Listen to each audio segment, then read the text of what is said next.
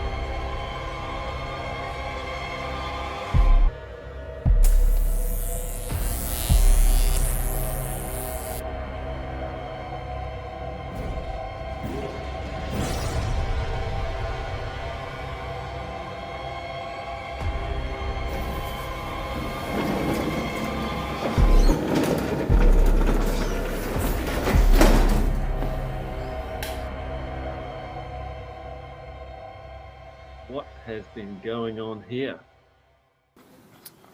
So, is it time to put the bike away in the shed for good? Obviously not. The answer is we're actually going to do a lot more, because I just got this brand new e-bike. So for those who don't know what an e-bike is, an e-bike is a bike that has a motor in the bottom bracket. So here we've got a Bosch motor, and you could effectively think of this like an amplifier for your legs. So you can set the mode, but basically it amplifies your effort, and you can set it so it's got a mode that doesn't amplify it much, like a volume switch, or you can amplify it a lot and it gives you a lot of assistance, but you've still got to be pedalling. It's not an electric motorbike, you're actually still pedalling. Hidden in the down tube here is a 625 watt-hour battery. It's a big beast. A lot of bikes only have like 500, and you get in there by twisting the key and pulling it out. So that is the battery. It's huge and heavy. It's probably a couple of kilograms heavy. And this will take you probably about 100 kilometres on eco mode. Typically you might get 50-60 kilometres out of that, so that's a pretty good ride. So it also comes with big suspension, so this is about 150 millimetres of travel, front and rear. So it's designed to really go off-road to some big stuff, jumping off rocks and things. Not sure if I'll be doing that there. So it comes with big tyres as well, so they're 29-inch tyres. 2.6 inches wide, so they're big. It's like riding a monster truck compared to the other bike. The other bike's got 27.5 by 2.2 inch tyres, so a lot smaller. And it comes with a 12-speed Shimano cassette, which is like a dinner plate. When you look at the size of that thing, it's massive. Huge brakes, so I think they're about 200mm brakes, disc brakes. Single chain ring on the front with the chain guide so the chain doesn't come off. Most mountain bikes come with various modes. They basically, it's like the volume switch on an amplifier. and you can dial in various modes. So at the moment it's off, but you can dial it to eco. So eco is the lowest amplification, if you like. It doesn't amplify your efforts much, but you do have very good range on it. So when the battery's fully charged, you'd probably get, on flat ground, probably about 100 kilometres out of it. Next mode is tour mode. That gives you a bit more effort, but again it's fairly economical on battery, and you could probably get, I don't know, 50 or 60 k's out of it. And then we go into a mode called EMTB on this particular. This is a Bosch setup. An EMTB mode basically means that it automatically switches between the lowest mode and the highest mode according to the effort you pull in. And then the top mode is called turbo, and the turbo mode basically gives you maximum assistance from the start. On the top of the frame is a charging port. So this battery probably takes about 4 to 4.5 hours to charge up fully, and you'd probably get, I don't know, depends on the mode, you might get 4 hours out of it. So the other thing about this bike, the Bosch motor is actually pretty good in terms of you can actually pedal this thing. There's no drag on the motor basically, and so it pedals like a normal bike.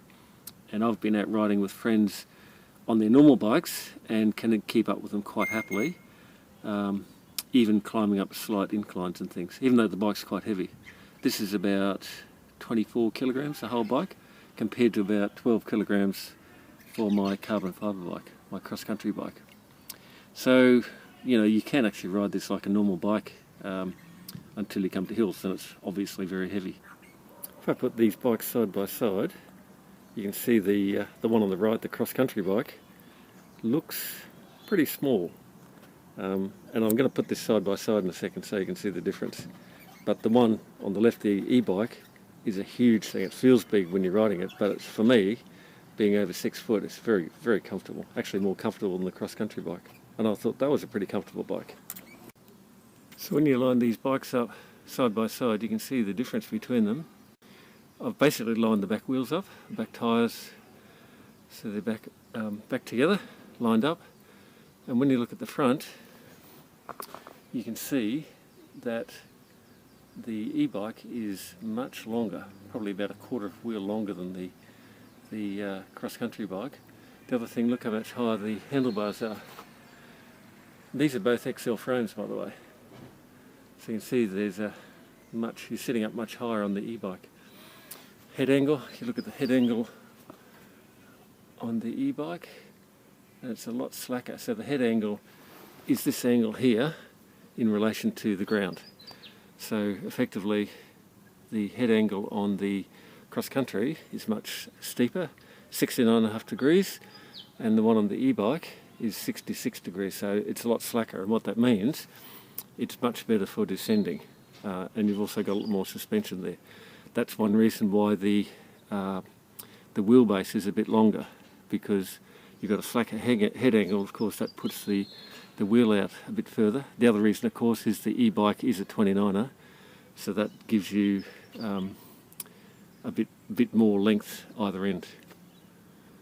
So when you're riding the e-bike, the Focus, it feels like you're riding a monster truck. Big wheels, big suspension, you're sitting up higher, and it just rolls over stuff really easily. So how does it go up hills? So locally there's a very steep hill called Cranberry Fire Trail, and a few weeks ago, before I got the e-bike, I took the cross-country out there, and this is what it was like.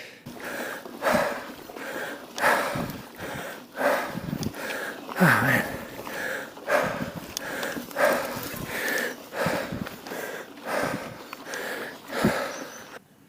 Then, a few days ago, I took the e-bike out to see how it compared. This is quite a steep hill, and let's see what happened there. Well, we're going to try the same section we did on the other bike. Don't know if you can see how steep that is. So let's set it on EMTB and we'll see what happens compared to last time.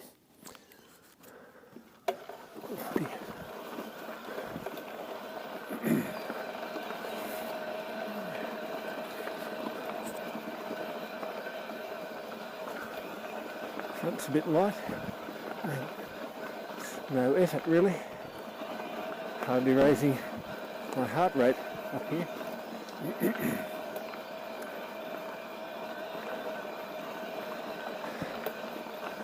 On the other bike I'm probably doing, I don't know, 5 or 6 kilometres an hour, and here we're doing 12, 13 kilometres an hour.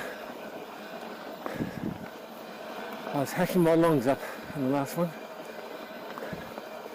How's that? Easy. So the thing about owning an e-bike is, because it's so easy to ride up hills, you can actually go off exploring and doing a lot more than on the XC bike. Mainly because you might see something that goes downhill and you think, before you'd say, oh, don't want to go down there, I've got to come back up. Now you don't even think about it. And in fact, normally I do 50k a week, something like that, on the XC bike. In the last couple of weeks I've done nearly 250k's on the e-bike. So I'm going to be doing a lot more riding, a lot more exploring, going to some places I wouldn't even think about going before. So it's absolutely fantastic to ride.